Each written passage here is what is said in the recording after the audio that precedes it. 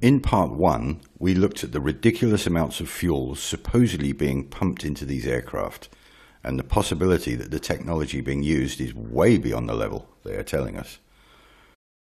To those who obviously misunderstood part 1, I need to clarify. The airlines claim that fuel constitutes 50% of our ticket cost. I'm not saying that fuel is not being used. What I'm saying is that it's a fraction of what we're being charged for and a minor part of flight technology. Come on guys, don't hang around. We alone are responsible for 90% of the thrust. As stated in part 1, we have the engine manufacturers themselves saying that 90% of the thrust comes from the compressed bypass air and not from the combustion chamber. That's not me saying that. It's the people who design and make these jet engines. So it must be true, right? Yes and no. Let's get into it. To make sense of all this, we have to embrace the idea of the ether. The ether was a totally accepted element in the past.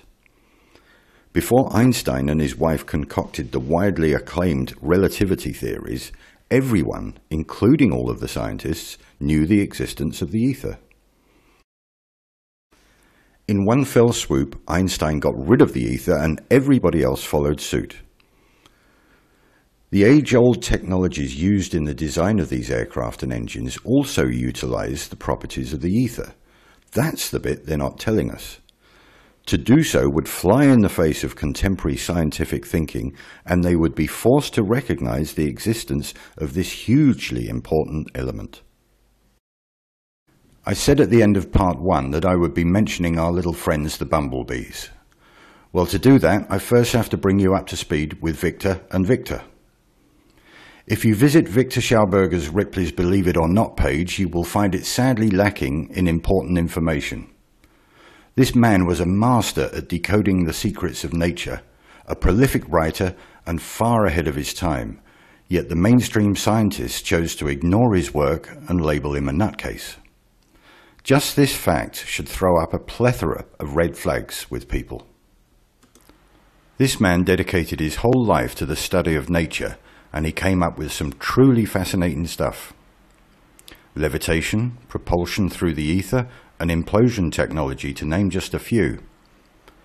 Let's start with implosion technology to show you that he wasn't just making this stuff up. As you will see in this clip, the gas that she's holding would normally be enough to blow a gaping great hole in her hand, but it doesn't. That's because it implodes rather than explodes.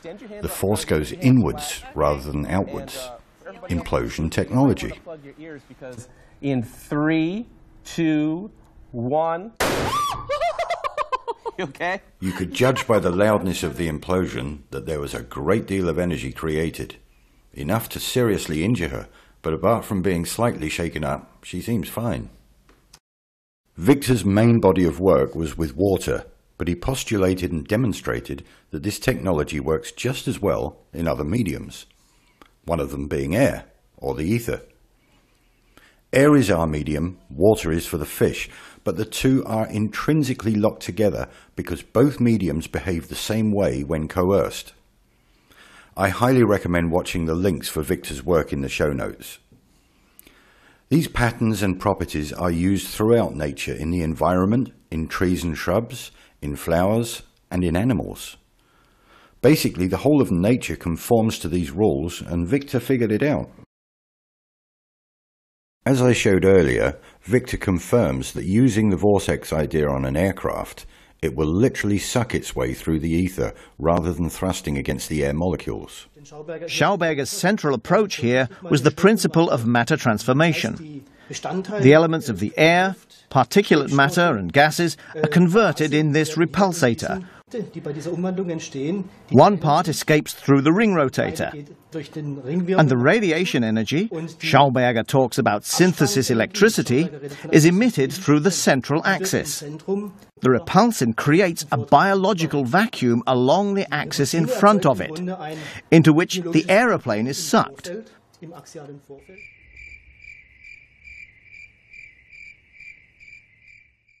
The relatively small amount of fuel on board is used for takeoff, landing and taxiing.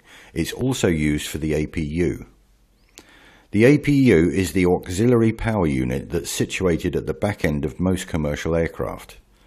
This is a small jet engine configured as a compressed air generator to feed the main engines at startup and during cruise mode, amongst other functions. I must just add something that I didn't address in part 1. Military aircraft like fighter jets use a lot more fuel than commercial aircraft. They need the extra power and thrust that combustible fuel gives. In cruise mode, a commercial airliner does not need the extra power as its forward motion is sufficient to suck enough air into the engine. Just a little observation here. The engines are designed to sit forward of the wings on pylons. From an engineering standpoint, it would be much easier to place them directly under the wings. As most people think, the jet engine spews out masses of superheated exhaust gas. If this was the case, then why would they put the exhaust directly under the wing where all the supposed fuel is stored? Next time you look at an aircraft, try and find the scorch marks under the wings from all of the super hot gases. You won't find any. The small amount of hot gas being ejected from the combustion chamber is surrounded by cooler, compressed air. Don't you think that these people should be in hospital with nasty burns from the super hot gases?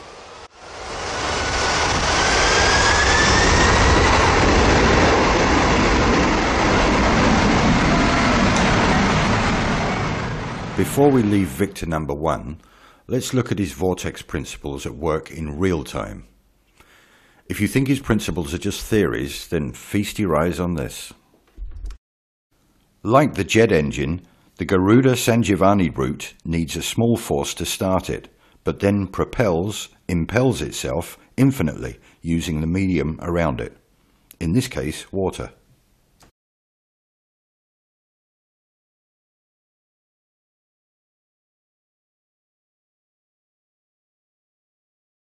Despite the downward force of this water, the route impels itself even vertically, just as the jet engine does through the medium of ether. There is much more to talk about with Victor Schauberger's vortex principles and how the aircraft manufacturers utilize the natural forces of nature to assist flight, but I don't want this video to be too long. Again, check out Victor's work for yourselves and you'll see the connections. Time for Victor number 2. Viktor Grebennikov is lesser known than Schauberger, but his research and experimentation is just as extensive and important. It also derives its reasoning from nature. It's a man named Grebennikov from Russia. Grebennikov was kind of a non-conventional scientist. He was an entomologist, did a lot of work with bugs, entomology. And his favorite thing was to go out into the steppes of Russia and into the various outer hinterlands and camp out in the summers and study his favorite subject. This might look like a radio-controlled bee, but it's actually a bee with a little radar transponder on it, which means that we can track this bee as it flies around the field. And these little guys can carry 90% of their body weight in pollen, so it won't affect the way it flies. First of all, the bees are flying much faster than predicted, an incredible 30 miles an hour, even when fully laden. The next surprise is where the bees go. They almost always overfly potentially decent food. And once they've found their patch, they then repeatedly shuttle to and from it. And this is the really clever bit. In spite of 30-mile-an-hour crosswinds, whether out or back, they all fly in dead straight lines. A bumblebee can't fly aerodynamically. Yeah, and he's right. And I said, well, what did bumblebees do? And they said, well, they levitate. And I said, well, how's that? And he says, come on, I'll show you. And he showed me. He wrote a book, incidentally. I don't know if it's still in print. It's in the Library of Congress. The book is called Tomorrow's Energy Need Not Be Fuel. And in that book, he gave reference to what I'm talking about, that of levitation, that the bumblebee, when he starts to beat his wings, when he starts to flap his wings, there's a little cavity, a hollow cavity next to the larynx inside his system that's hollow. And when he beats his wings, he starts to resonate this energy, and it goes back and forth, just similar to a guitar strumming on one side of the room and hitting the same chord on the other side of the room, or somebody hitting a high C and breaking a crystal. It's the same thing. It's resonance. And he said what they do, they resonate. And when they resonate, they eventually reach the resonance of the field around them. And he explained it this way to me, that the Earth was, of course, spinning, but it was operating on a frequency of 8.5 hertz per second or so forth. And he says once this bumblebee hits that resonant frequency of its surroundings, it becomes a free agent. It creates a magnetic bubble around itself, and it can go anywhere it wants.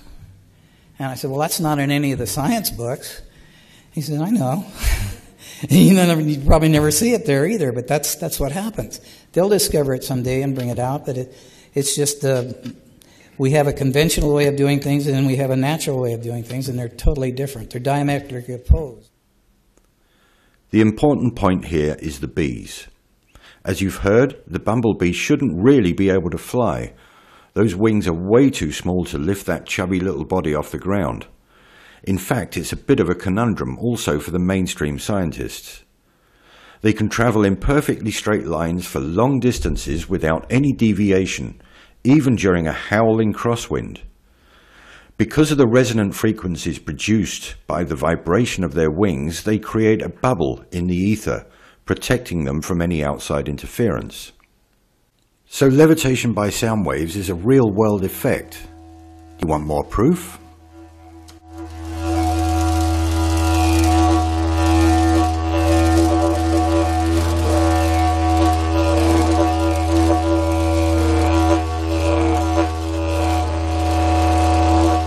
That the bug wings themselves were creating an anti-gravity phenomena under certain conditions. These technologies are known and used in modern-day aircraft manufacture. The vortexes being produced are helping the lift properties of the aircraft. This is why the engines are forward of the wings. If they were underneath the wings, then the vortex wouldn't do its job. It has to flow over and not under the wing. Next time you fly, try to listen to the hum of the engines. It changes pitch when going into and out of cruise mode.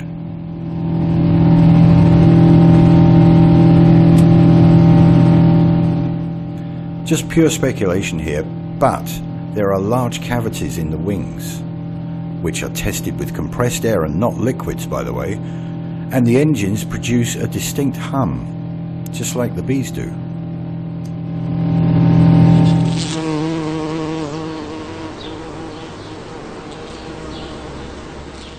So the tale of two victors comes to an end. I highly recommend watching all the video links in the description box, as you will gain a much better understanding of the natural forces at work here.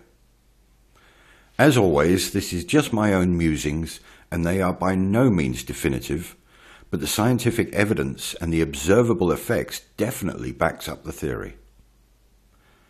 Two highly intelligent gentlemen that have had their research largely ignored by the mainstream scientific community, but the manufacturers are covertly using the technology to fly their planes. As per usual, it's us, the consumer, who's losing out, while these huge companies are reaping the financial benefits. In part 3, we will look closer at the fuel tank explosion suppression techniques using the inert gas nitrogen. Nitrogen doesn't burn, but the question is, how fast does it expand when vaporized?